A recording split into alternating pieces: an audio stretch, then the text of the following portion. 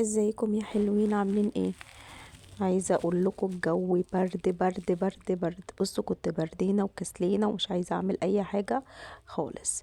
بس بصراحه والله العظيم بتبقي كسلانه وبردانه ومش عايزه تعملي حاجه، بس مجرد ان انتي قمتي وعملتي خلاص جسمك سخن وبدأتي تتحركي، وبالعكس بدل ما كنتي سقعانه بقيتي حرانه.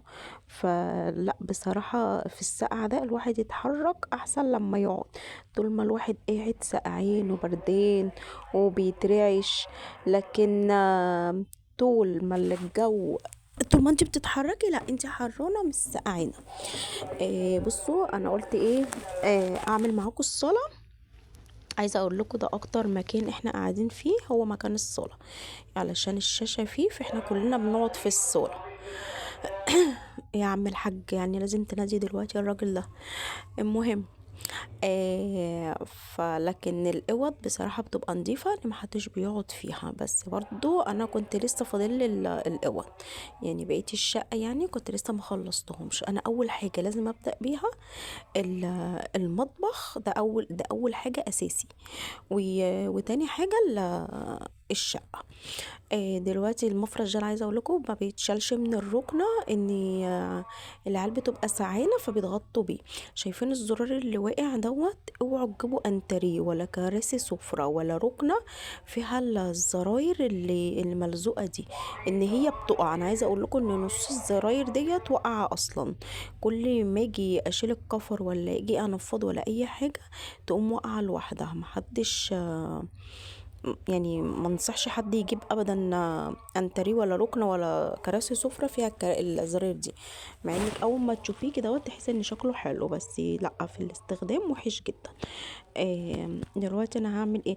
وعايزه اقول لكم شايفين الستاير دي؟ انا عايزه اقول لكم ان انا كنت جايباها اونلاين من على الفيس. والله العظيم حلوه قوي قوي، يعني جايباها كده هو جاهزه، حلوه وعمليه، وبصوا غسيل وتركيب بصراحة حلوة قوي. بصوا، يعني محدش يقول عليا يا جماعة معفنة، بس والله العظيم فعلا حرفيا الصلاة ديت بتتعمل، يعني مش هقول لكم يوميا عشان ما بقاش كدابة، يوميا دوت بالمكنسة كده ومن على الوش وخلاص. لكن ان انا اجر الركنة واشيل السجاد والحافظة وكده بعمله يوم فيه وما فيش، عشان بس ما بقاش يعني بضحك عليكم. بس عايزه اقول لكم هي عشان قعدتنا كلها فيها، فهي اكتر حاجه بتتبهدل. عايزه اقول لكم الواحد كان قافل الشبابيك والستاير وكان بردان وكان سقعان وكان بيتكتك. قومي اتحركي اعملي اي حاجه في شقتك. انا قلت ايه اعمل معاكم ايه، نطلع من المطبخ شويه عشان زهقت من المطبخ والتصوير في المطبخ. قلنا اطلع بره معاكم شويه نعمل روتين كده اهوت، اشجعكم واتشجع بيكم. لو عجبكم الروتين اللي انا عاملاه دوت اكتبوا لي وقولوا لي نعمله تاني وندخل بقى على الاوض وندخل على بقية الشقة. فاكتبوا لي وقولوا لي، يعني شجعوني، عجبكم الروتين ده ولا لا؟ بصوا الكفر دوت انا جايبه برضو اونلاين على فكرة، انا 3/4 حاجتي جايباها اونلاين من على الفيس. اقسم بالله الحاجات اللي هي الاونلاين دي بقت احسن لما بتنزلوا بتشتري الحاجة. هتقولي لي ازاي؟ ده الحاجات اللي بتتشري من يعني قدام عينيكي غير لما بتجيبيها اونلاين. لا اقسم بالله فعلا لما جبتش حاجه من الاونلاين وحشه. ما جبتش حاجه من على الفيس وحشه الا التصاد. مره جبت تصاد وطلعت وحشه جدا والدراعات مكسوره، هبقى اوريها لكم، وكانت مش حلوه يعني ومعوجه، وبصوا تصاد يعني بشعه بصراحه. ولما جيت علشان اكلم اللي خدتهم منهم واقول لهم على العيب اللي فيهم واصورها لهم، راحوا عاملين لي حظر، فمعرفتش اوصل لهم تاني. فعايزه اقول لكم لما تيجوا تاخدوا حاجه لا خدوها والمندوب موجود، ما تدروش فلوس ولا يمشي غير لما حاجتك تطلعيها وتفتحيها وتشوفيها و... وتشوفي حاجتك يعني قبل ما تستلميها. ف...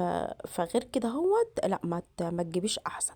عايزه اقولك الكفر ده اقسم بالله غسيل وتركيب والله العظيم تحفه، حلو جدا جدا جدا جدا فوق ما تتخيلوا، غسيل وتركيب فعلا حقيقي. ولا المندوب هو اللي دخل وركبهولي وحد ذوق جدا. بصوا انا عايزه اقول لكم، شايفين البتاع البلاستيك اللي معايا ده دوت؟ عارفين السبت اللي هو السبته اللي بتحط فيها البصل والثوم والحاجه دوت؟ كان ايه متكسر وبايظ عندي وما فيش الا العيدان ديت.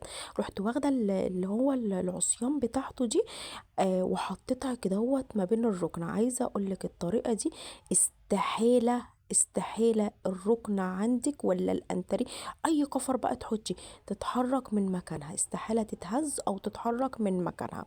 فجربي، او مثلا عندك بتاع دي عصاية، عصاية مقش، عصاية مساح، اكسريها واعمليها قطع كدهوت وحطيها بنفس الطريقة. عايزة اقولك والله العظيم ما هتتحرك من مكانها، اي كفر تحطيه على انتري او ركنة. قولوا لي ايه رأيكم، وعجبكم طريقة ان انا انضف معاكم ولا لا؟ واكتبوا لي وشجعوني، وبالله عليكم ما تنسوا اللايك ولا تنسوا المتابعة، واشوف وشكم على خير. وقومي تشجعي كده زي ما انا اتشجعت، ويا رب يكون عجبكم الروتين النهارده.